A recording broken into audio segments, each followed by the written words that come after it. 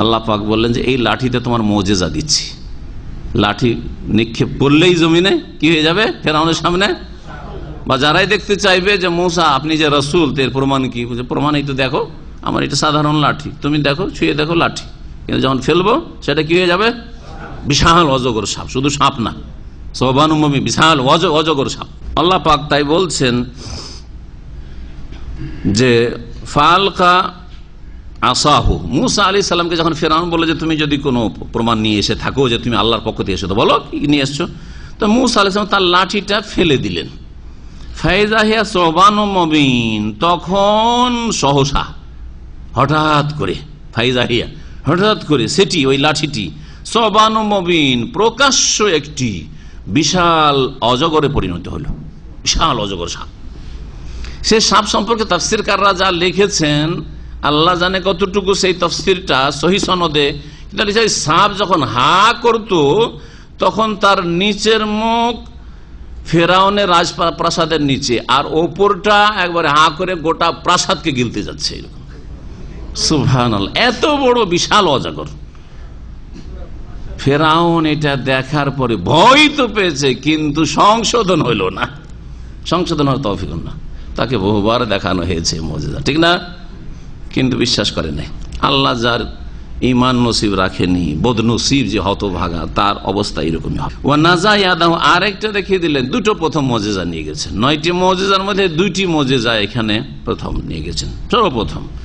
আর একটা তাকে আল্লাহ পাক মুজিজা দিয়েছেন, যেটা হচ্ছে আলিয়াদুল বায়দা, শুভ্র হাত, উজ্জ্বল হাত। হাত সাধারণ হাত এটি, ঠিক না, কিন্তু হাতকে তিনি আল্লাহ বলছেন ওয়াদখিল ইয়াদাকা ফি জাইবিকা, হে মূসা ফেরাউনের সামনে গিয়ে তুমি বগলে হাতটা ঢুকাইবে এরকম করে, আর এরকম করে বের করবে। দেখো ফায়জা হিয়া বায়যাউল নাযিরিন, তখন দর্শকদের জন্য সেটি এবার শুভ্র উজ্জ্বল একটি কিছুতে পরিণত হবে। চমকিছে, লাইটের মতো চমকিছে হাত বগল থেকে বের করলে। আল্লাহ পাক বলছেন ওয়ান্নাজা ইয়াদাহু, আর মূসা আলাইহিস সালাম তার হাতটা বগল থেকে টানলেন। ফাইজা বায়যাউল নাযিরিন, হঠাৎ করে সেটি দর্শকদের জন্য শুভ্র উজ্জ্বল হয়ে পড়ল। কালাল মালাউ মিন কওমি ফিরআউন, তখন ফিরআউনের সম্প্রদায়ের যারা নেতৃস্থানীয় ব্যক্তি, প্রধানরা, তারা বলল ইন্না হাযা লা সাহিরুন আলিম, বিশ্বাস করল না।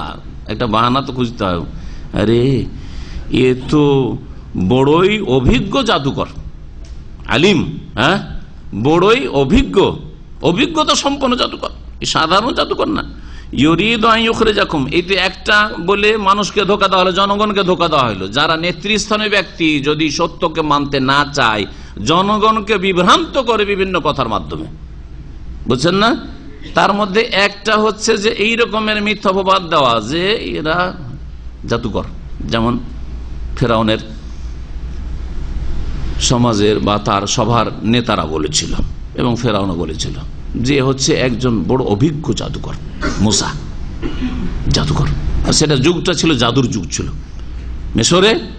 সারা পৃথিবীর মধ্যে সবচেয়ে বেশি জাদুতে তারা পাণ্ডিত্য লাভ করেছিল ওই যুগে।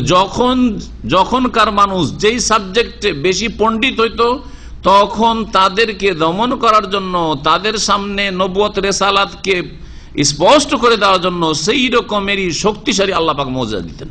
তখন জাদুবিদ্যা যেহেতু একবারে খুব উচ্চ শিখরে ছিল, সেই জন্য আল্লাহ পাক রব্বুল আলামিন জাদুকে দমন করার জন্য, পরাস্ত করার জন্য কি করলেন, এই লাঠি দিলেন।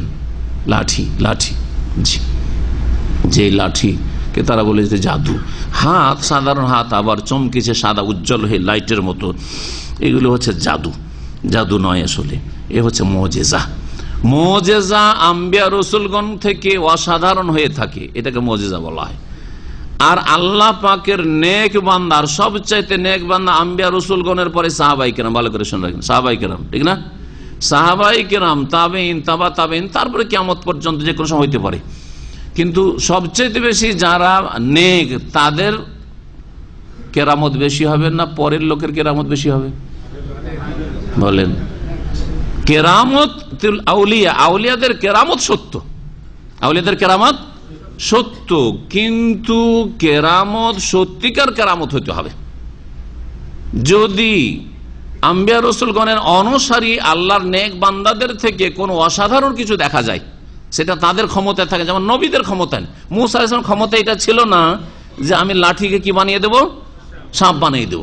যদি এটা ক্ষমতাতেই থাকতো তাহলে ভয় পাওয়ার কি আছে? প্রথমবার যখন সাপ হয়ে গেল তো পালাইতে শুরু করেননি তিনি? এমন পালাইছেন যে একটু ফিরেও দেখছেন না যে কি হয় না হয়, হ্যাঁ, জান বাঁচা। তাহলে বোঝা গেল যে তিনি জানতেন না যে কি হবে, খবরই রাখতেন না যে এটা কি হইতে যাচ্ছে প্রথমবার।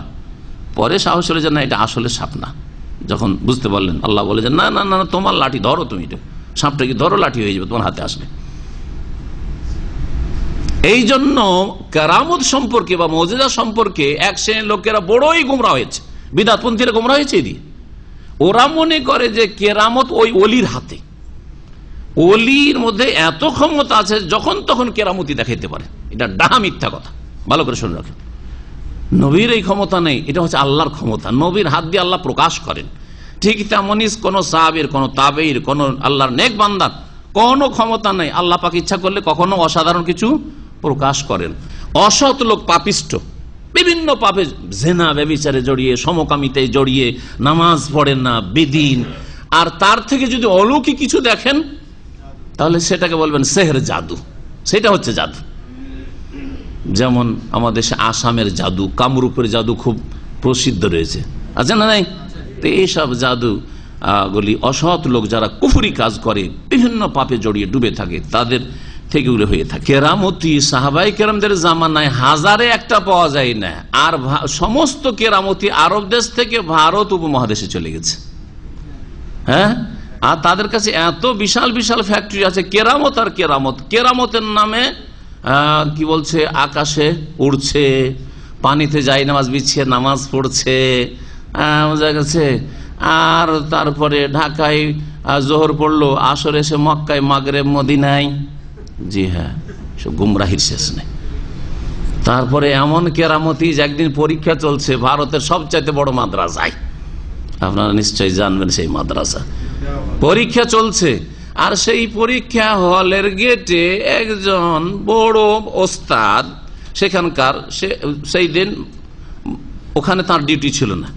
যারা ডিউটি করেছে, এক্সামিনার, পরীক্ষা যারা লেনেওয়ালা ডিউটি করছে, তারা দেখছে যে আর সব ছাত্ররা পরীক্ষা দিচ্ছে আর ধাই ধাই লিখছে। যেমনই এসে দরজার ওপর দাঁড়িয়েছেন ওই বুজুর্গ ব্যক্তি, তেমন সবার লিখা একবারে স্পিডে চলে এসে সব দাই দাই করে লিখে দিচ্ছে। এই দেখে যে এক্সামিনার ছিলেন বলছেন যে হাজরাত, দয়া করে যদি আপনি এখান থেকে একটু সরে যেতেন, চলে যেতেন। কেন বাবা, কেন? বলছে আপনি আপনার কলব থেকে আমাদের এই যে যারা পরীক্ষার্থী তাদের কলবে সমস্ত এলেম মুনতাকিল করে দিলেন। বুঝলেন না? তাদের ভাষা বলছি, সব এলেম দান করে দিলেন। এই সব কেরামতি মক্কায় খুঁজে পাওয়া যায় না, মক্কা ইউনিভার্সিটিতে খুঁজে পাওয়া যায় না, মদিনা ইউনিভার্সিটিতে খুঁজে পাওয়া যায় না, আল আজহার বিশ্ববিদ্যালয়ে খুঁজে পাওয়া যায়, সব ভারতে খুঁজে পাওয়া যায় আর বাংলাদেশে খুঁজে পাওয়া যায়। বুঝছেন? আর এইভাবে আমাদের মিথ্যা চাপায় যে এরা কেরামতিকে অস্বীকার করে না, তোমাদের মিথ্যার ছড়াছড়িকে অস্বীকার করি। বোঝা গেছে?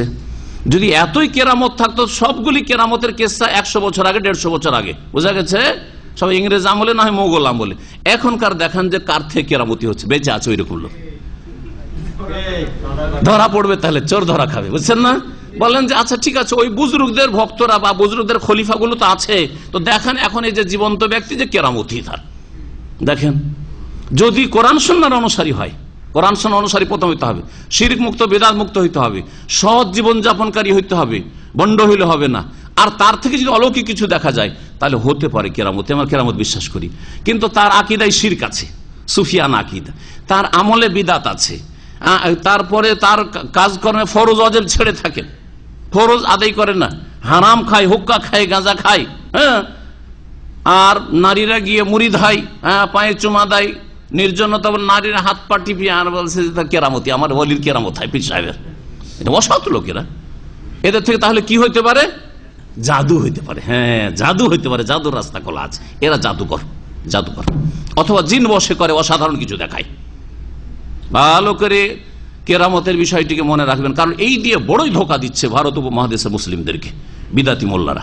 তো আল্লাহ পাক রব্বুল আলামিন বলছেন এখানে মুসা আলাইহিস সালামের কথা,